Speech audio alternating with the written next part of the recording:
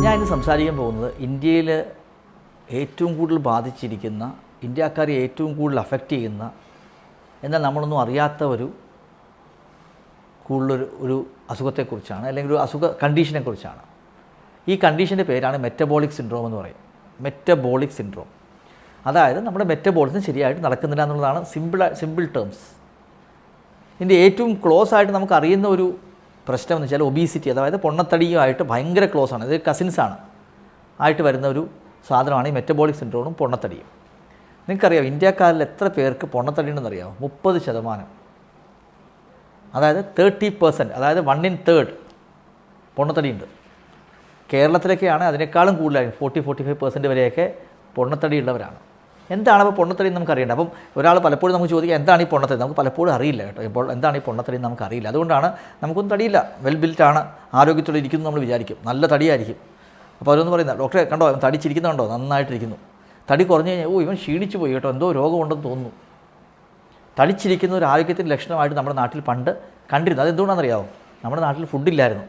നിങ്ങളുടെ അപ്പൂപ്പന്മാരോടൊക്കെ ചോദിച്ചാൽ 1950-60 കേരളത്തിൽ, ഇന്ത്യയിൽ ഫുഡില്ലായിരുന്നു. ഫുഡ് പലപ്പോഴും ഷിപ്പിൽ വന്നാൽ മാത്രമേ അരി കിട്ടത്തുള്ളായിരുന്നു. അതിൽ നിന്ന് മാറി നമ്മുടെ MS സ്വാമിനാഥനൊക്കെ വന്ന് വളരെയധികം ഒരു ഹരിത വിപ്ലവം സൃഷ്ടിച്ച് 80കളൊക്കെ ആയപ്പോൾ ഇന്ത്യയിൽ ഫുഡ് സർപ്ലസ് ആയി. ഇപ്പം നമുക്ക് ഫുഡ് ഒരു ക്ഷാമവുമില്ല. 3 നേരം ആൾക്കാർക്ക് ഫുഡ് കിട്ടുന്നുണ്ട്. വില ഭയങ്കരമായിട്ട് കൂടുന്നില്ല. ആൾക്കാർ കഴിക്കാനുള്ള ഫുഡ് എന്തായാലും കിട്ടുന്നത്. പട്ടിണി കിടക്കുന്നവരുടെ എണ്ണമൊക്കെ വളരെ കുറവാണ്. കേരളത്തിലൊക്കെ ഇല്ലയെന്ന് തന്നെ പറയാം. ഇപ്പോൾ റേഷനുണ്ട്, അങ്ങനെ ഫുഡ് സെക്യൂരിറ്റി ഉണ്ട് ഇപ്പോൾ എല്ലാവർക്കും. പക്ഷേ പ്രശ്നം എന്താണ്? ഫുഡ് കുറച്ച് കൂടുതൽ കഴിച്ചു തുടങ്ങിയ ആളുകൾ. അപ്പോൾ നമ്മുടെ ജീൻസ് ട്യൂണ്ട്, മനുഷ്യൻ്റെ ജീൻസ്, എസ്പെഷ്യലി ഇന്ത്യൻസിൻ്റെയൊക്കെ ജീന് കുറച്ച് ഫുഡ് വെച്ച് സർവൈവ് ചെയ്യാനുള്ള ജീൻസാണുള്ളത്. നമ്മളുള്ള കാലറി നന്നായിട്ട് നമ്മളുള്ള ഫുഡ് നന്നായിട്ട് ഡൈജസ്റ്റ് ചെയ്ത് കാലറി ആക്കി മാറ്റി ഉള്ള ജീൻസ് നമ്മുടെ ട്യൂണ്ടാണ്. പക്ഷേ പെട്ടെന്ന് ഫുഡിൻ്റെ അവൈലബിലിറ്റി കൂടിയപ്പോൾ എന്ത് പറ്റി? നമുക്ക് നമ്മൾ കൂടുതൽ കഴിച്ചു തുടങ്ങി. പണ്ട് ദിവസം 2 നേരം കഴിച്ചിട്ട് ദിവസം 3, 4, 5 പ്രാവശ്യമൊക്കെ. അതിന് 3 മെയിൻ മീൽസ്, അത് കഴിഞ്ഞ് 2 സ്നാക്സ്, പിന്നെ വൈകിട്ട് ചായ കുടി. ഉള്ളത് തന്നെ കുറച്ച് കഴിച്ചുകൊണ്ടിരുന്ന ആളുകൾ കൂടുതൽ കഴിച്ചോട്ടെ. ചോറിൻ്റെയൊക്കെ സൈസ് കൂടി, പോർഷൻ കൂടി. അങ്ങനെ വന്നപ്പോൾ എന്ത് പറ്റി? അതോടൊപ്പം തന്നെ വന്ന മറ്റൊരു കാര്യമാണ്, പണ്ട് നമ്മൾ നടക്കുമായിരുന്നു, നടക്കാതായി. നമ്മൾ കൂടുതലും ബസ്സുകളും ട്രെയിനിലും ഒക്കെ, ബസ്സിലും അല്ലെങ്കിൽ എവിടെയെങ്കിലും ചെറിയ ഡിസ്റ്റൻസ് പോകുന്നതിന് സ്കൂട്ടർ എടുത്ത് പോകുന്നു, കാർ എടുത്ത് പോകുന്നു, ഊബർ വിളിക്കുന്നു, അല്ലെങ്കിൽ ഓട്ടോയിൽ പോകുന്നു. നമ്മുടെ നടത്തം കുറഞ്ഞു. അങ്ങനെ വന്നപ്പോൾ ഈ ഒബീസിറ്റി ഭയങ്കരമായിട്ട് കൂടി. പൊണ്ണത്തടി കൂടുമ്പോൾ നമുക്കറിയാം ഭയങ്കരമായ നെഗറ്റീവ് എഫക്റ്റ് നമ്മുടെ ശരീരത്തിലുണ്ടെന്ന് നമുക്കറിയാം. എന്താണ് പൊണ്ണത്തടി എന്ന് ആദ്യം പറയാം. പൊണ്ണത്തടി എന്ന് വെച്ചാൽ നമ്മുടെ ഒബീസിറ്റി അല്ലെങ്കിൽ തടി കൂടുക എന്ന് പറയുന്നതിന് ഒരു ഡെഫിനിഷനുള്ളത് BMI ആണ്, ബോഡി മാസ് ഇൻഡെക്സ് എന്ന് പറയും. അത് ഹൈറ്റും വെയ്റ്റും വെച്ചാൽ കാൽക്കുലേറ്റ് ചെയ്യുന്നത്. ജസ്റ്റ് ഗൂഗിൾ ചെയ്താൽ നിങ്ങൾക്ക് BMI കാൽക്കുലേറ്റർ കിട്ടും. നിങ്ങളുടെ ഹൈറ്റ് എടുക്കുക, വെയിറ്റ് എടുക്കുക, അതിലിട്ട് കൊടുത്തു കഴിഞ്ഞാൽ BMI കാൽക്കുലേറ്റ് ചെയ്ത് വരും. ഇന്ത്യൻസിൽ വേണ്ട BMI 23 താഴെയാണ്. 23-ൽ താഴെയാണെങ്കിൽ നോർമൽ വെയിറ്റാണ് നിങ്ങൾ. 25 മുകളിൽ കൂടുകയാണെങ്കിൽ അത് ഒബീസിറ്റിയാണ്. ഒബീസിറ്റി അല്ല, പൊണ്ണത്തടി തന്നെയാണ്. 23-നും 25-നും ഇടയ്ക്കുണ്ടെങ്കിൽ ഓവർ വെയ്റ്റാണ്. അതായത് ഒബീസിറ്റിയിലോട്ടുള്ള ഒരു കാൽവെപ്പാണ്, അല്ലെങ്കിൽ ഒബീസിറ്റിയിലോട്ട് പോയിക്കൊണ്ടിരിക്കുന്ന ഒരു സിറ്റുവേഷനാണ്. അപ്പോൾ ലെസ് ദാൻ 23. അപ്പോൾ BMI കാൽക്കുലേറ്റ് 23 താഴെയാണെങ്കിൽ നോർമൽ വെയിറ്റാണ്, ഒന്നും ചെയ്യേണ്ട. 25-ൽ കൂടുതലാണെങ്കിൽ ഡെഫിനറ്റ്ലി ഓവർ വെയിറ്റാണ്, നിങ്ങൾ മസ്റ്റായിട്ട് ആക്ട് ചെയ്യണം. 23-നും 25-നും ഇടയ്ക്കാണെങ്കിൽ നിങ്ങൾ കോഷ്യസ് ആയിട്ട് പതുക്കെ ഫുഡ് റെസ്ട്രിക്റ്റ് ചെയ്ത് നോർമൽ വെയിറ്റിലോട്ട് വരാൻ ശ്രമിക്കണം. ഈ ഒബീസിറ്റിയുടെ പ്രശ്നം, ഒബീസിറ്റി വന്നു കഴിയുമ്പോൾ നമ്മുടെ ശരീരത്തിലെ ഇൻസുലിൻ എന്ന് പറയുന്ന ഹോർമോണാണ് നമ്മുടെ ശരീരത്തിലെ വളരെ പ്രധാനപ്പെട്ട ഹോർമോൺ. ഡയബറ്റീസിനുണ്ടാക്കുന്ന ഹോർമോണൊക്കെ ഇൻസുലിനാണ്. ഇൻസുലിൻ കുറയുമ്പോഴാണ് ഷുഗറൊക്കെ ഉണ്ടാകുന്നത്, നമുക്കറിയാം. അല്ലെങ്കിൽ ഇൻസുലിൻ വർക്ക് ചെയ്യാത്തതുകൊണ്ടാണ്, ഇൻസുലിൻ പ്രോപ്പറായിട്ട് വർക്ക് ചെയ്യാത്തതുകൊണ്ടാണ് ഉണ്ടാകുന്നത്. അപ്പോൾ നമ്മുടെ ശരീരത്തിൽ വണ്ണം കൂടുന്തോറും, നമ്മുടെ ഫാറ്റ് സെൽസ് കൂടുന്തോറും ശരീരത്തിന് ഇൻസുലിൻ റെസിസ്റ്റൻസ് ഉണ്ടാകും. ഇൻസുലിൻ വർക്ക് ചെയ്യാതെ വരും. ഇൻസുലിൻ വർക്ക് ചെയ്യാതെ വരുമ്പോൾ എന്ത് പറ്റും? നമ്മുടെ പല മെറ്റബോളിക് പാരാമീറ്റേഴ്സും തകിടം മറിയും. അതിൽ ഏറ്റവും പ്രധാനപ്പെട്ട ഫസ്റ്റ് ഇൻഡിക്കേറ്റർ, ഒബീസിറ്റിയുടെ ഫസ്റ്റ് ഇൻഡിക്കേറ്ററാണ് നമ്മുടെ വേസ്റ്റ് സർക്കംഫറൻസ് എന്ന് പറയുന്നത്, ഇടുപ്പിലുള്ള വണ്ണം. അതായത് നമ്മുടെ പൊക്കിളിൻ്റെ അവിടെ വെച്ചിട്ട് ഒരു മെഷർ ചെയ്യുക. വളരെ സിമ്പിളാണ്. ഒരു ടേപ്പ് എടുക്കുക, ടേപ്പ് എടുത്ത് പൊക്കിളിൻ്റെ മുകളിൽ വെച്ച് മെഷർ ചെയ്യുക. അത് വേണ്ടത് 80-നും 90-നും താഴെയാണ്. അതായത് ഒരു ലെസ് ദാൻ 80 എന്നുള്ള ഫിഗർ ഓർക്കുന്നതായിരിക്കും നല്ലത്. ഫീമെയിൽസിനാണ് ലെസ് ദാൻ 80, മെയിൽസിൽ ലെസ് ദാൻ 90 ആണ് ആണുങ്ങളിൽ. അപ്പോൾ 80 എന്നുള്ള ഫിഗർ നിങ്ങൾ ഓർത്ത് കഴിഞ്ഞാൽ 80 താഴെയാണ് നിങ്ങൾ ഹെൽത്തിയാണ്. വേസ്റ്റ് സർക്കംഫറൻസ് 80 താഴെയാണ്. ഇത് പിടിച്ച് നോക്കുക. 80-ൽ താഴെയാണെങ്കിൽ കുഴപ്പമൊന്നുമില്ല, നിങ്ങൾക്ക് നോർമലാണ്. നിങ്ങൾ നോർമൽ വെയ്റ്റും BMI 23 താഴെയാണെങ്കിൽ ഏറ്റവും നല്ലതാണ്. ഇത് കൂടുതലാണെങ്കിൽ ഉണ്ടാകുന്ന പ്രശ്നങ്ങളിൽ ഒന്നാമത്തെ കാര്യം ഷുഗർ ഉണ്ടാകാനുള്ള ചാൻസ് കൂടുന്നു എന്നുള്ളതാണ്. 2, നിങ്ങളുടെ ബ്ലഡിലെ ട്രൈഗ്ലിസറൈഡിൻ്റെ അളവ് കൂടും. 3, നിങ്ങൾക്ക് ഹൈപ്പർ ടെൻഷൻ ഉണ്ടാകാനുള്ള സാധ്യത ഉണ്ടാകുന്നു. അങ്ങനെ പലതരത്തിലുള്ള പ്രശ്നങ്ങളുണ്ടാകും. അപ്പം ഒബീസിറ്റി എന്ന് പറയുന്ന റൂട്ട് കോസിൽ നിന്നാണ് ഈ മെറ്റബോളിക് സിൻഡ്രോം ഉണ്ടാകുന്നത്. ഈ മെറ്റബോളിക് സിൻഡ്രോം ഉണ്ടാകുമ്പോൾ നമ്മുടെ ഇൻസുലിൻ വർക്ക് ചെയ്യാതെ വരുമ്പോൾ പലതരത്തിലുള്ള ശരീരത്തിലുള്ള മാറ്റങ്ങളും വരും. അപ്പോൾ ഈ പറഞ്ഞു വന്നത് ഈ മെറ്റബോളിക് സിൻഡ്രോം എന്ന് പറയുന്ന സാധനം അല്ലെങ്കിൽ ഒബീസിറ്റി എന്ന് പറയുന്ന സാധനത്തെക്കുറിച്ച് നമ്മൾ വായിക്കുമ്പോൾ ഇപ്പോൾ നമ്മൾ പൊണ്ണത്തടി എങ്ങനെ കുറയ്ക്കാം എന്നിട്ട് നമ്മൾ ജസ്റ്റ് ഒന്ന് കഴിഞ്ഞ ദിവസം ഒരു പേഷ്യൻ്റ് ഒ പിയിൽ വന്നിട്ട് പേഷ്യൻറ്റിലേക്ക് പറഞ്ഞു, സാറേ ഞാനൊരു 1,00,000 രൂപയോളം എൻ്റെ ചിലവായി കഴിഞ്ഞ 4-5 മാസം കൊണ്ട് പലതരത്തിലുള്ള എനിക്ക് വണ്ണം കുറയ്ക്കാമെന്ന് പറഞ്ഞ ഒരു പൊടി കൊണ്ട് തന്ന ഒരാൾ. ആ പൊടി കലക്കി കുടിച്ചാൽ ആദ്യം വണ്ണം കുറയുമെന്ന് പറഞ്ഞാൽ മാസം 20,000-22,000 രൂപയാണ് ആ പൊടിക്ക്. അങ്ങനെ 4 മാസം ഞാൻ കലക്കി കുടിച്ചു, പക്ഷേ എൻ്റെ വെയിറ്റ് ഒന്നും കുറഞ്ഞില്ല. വേറെ പലതരത്തിലുള്ള പ്രോമിസസും കുറുക്കു വഴിയിലൂടെ വെയിറ്റ് കുറയ്ക്കാം എന്ന് പറഞ്ഞ് പലതരത്തിലുള്ള പരസ്യങ്ങൾ നമ്മൾ കാണാറുണ്ട്.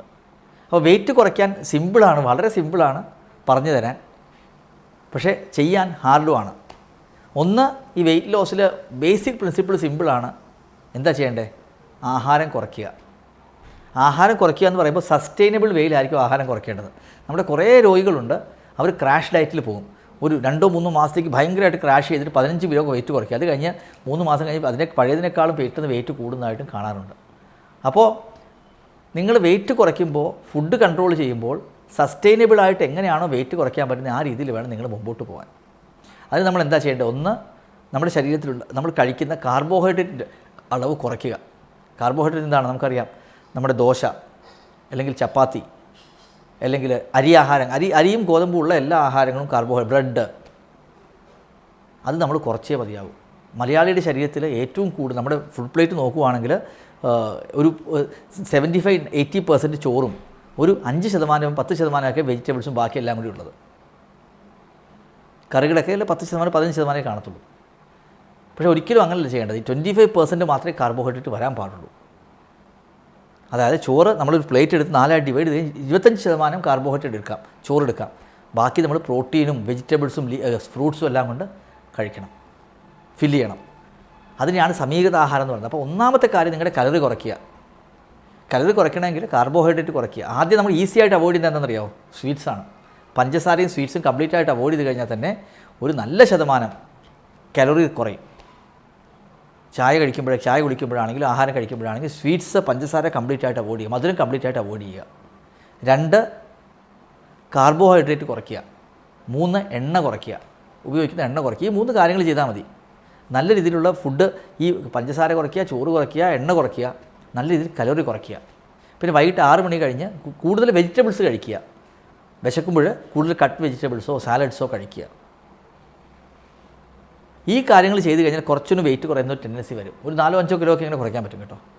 അതോടൊപ്പം തന്നെ നമ്മൾ കുറച്ച് എന്ത് ചെയ്യണം? എക്സസൈസ് ചെയ്യണം. എക്സസൈസ് ചെയ്യാൻ വളരെ സിമ്പിളാണ് എന്ന് പറയാം. നടക്കുക, ഫാസ്റ്റായിട്ട് നടക്കുക. ഒരു 10,000 സ്റ്റെപ്സ് എല്ലാ ദിവസവും 10,000-15,000 സ്റ്റെപ്സ് ഒരു ദിവസം നടക്കാൻ പറ്റിക്കഴിഞ്ഞാൽ ഡെഫിനറ്റ്ലി നിങ്ങൾ നല്ല രീതിയിൽ കലോറി ബേൺ ചെയ്യും.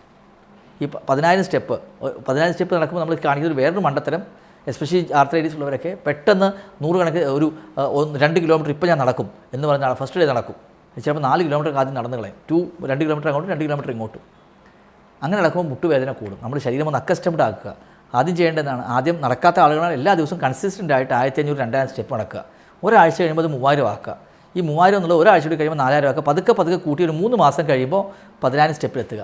അപ്പോൾ ഏറ്റവും ഇമ്പോർട്ടൻറ്റ് കൺസിസ്റ്റൻ്റ് ആയിട്ട് നടക്കുക എന്നുള്ളതാണ്. അതിനുവേണ്ടി നമുക്ക് പോഡോമീറ്റർ മേടിക്കാം. നമ്മുടെ ഓൾമോസ്റ്റ് എല്ലാ സ്മാർട്ട് ഫോൺസിലും ഇപ്പോൾ എന്തുണ്ട്, നമുക്ക് എത്ര സ്റ്റെപ്പ് നടക്കുന്നു കണ്ടുപിടിക്കാൻ പറ്റും. അപ്പോൾ അത് കൃത്യമായിട്ട് നടക്കുക, ഫുഡ് കൺട്രോൾ ചെയ്യുക. അത് ചെയ്ത് കഴിഞ്ഞാൽ തന്നെ ഒരു നല്ല രീതിയിലുള്ള വെയിറ്റ് ലോസ് ഉണ്ടാകും.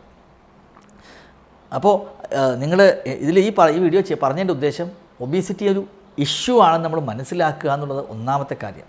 കാരണം ഒബീസിറ്റി കാരണം ആർത്രൈറ്റിസ് രോഗികൾക്കും പലതരത്തിലുള്ള പ്രശ്നം ഉണ്ടാകും. ഒന്ന്, ആർത്രൈറ്റിസ് രോഗികൾക്കുണ്ടാകുന്ന ഏറ്റവും വലിയ പ്രശ്നം, അവർക്ക് മുട്ട് തേയ്മാനമുള്ളവരാണെങ്കിൽ അത് വളരെ വലിയൊരു പ്രശ്നമായിട്ട് മാറാറുണ്ട്. കാരണം 1 കിലോ വെയിറ്റ് കൂടിക്കഴിഞ്ഞാൽ മുട്ടിൽ 4 മുതൽ 5 കിലോ മടങ്ങ് ഫോഴ്സ് വരും. അപ്പോൾ പടി കയറുമ്പോഴാണെങ്കിൽ അത് 9 ഇരട്ടി.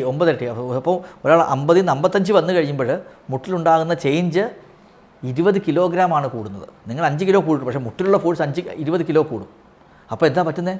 മുട്ടിൻ്റെ തേയ്മാനം വളരെ കൂടും, കാർട്ടിലേജ് തേയ്മാനം വരും, മുട്ട് തേയ്മാനം വന്ന് നടക്കാൻ പറ്റാത്ത സ്ഥിതി വരും. മുട്ട് നടക്കാൻ പറ്റാത്ത സ്ഥിതി വരുമ്പോൾ എന്നിട്ട് വീണ്ടും വെയിറ്റ് കൂടും. സോ ഇത് വിഷ്യസ് സൈക്കിളാണ്. അത് കൂടാതെ ഫാറ്റ് ഉണ്ട്. നമ്മുടെ ശരീരത്തിലുള്ള ഫാറ്റിൽ ഭയങ്കരമായ പ്രശ്നമുണ്ട്.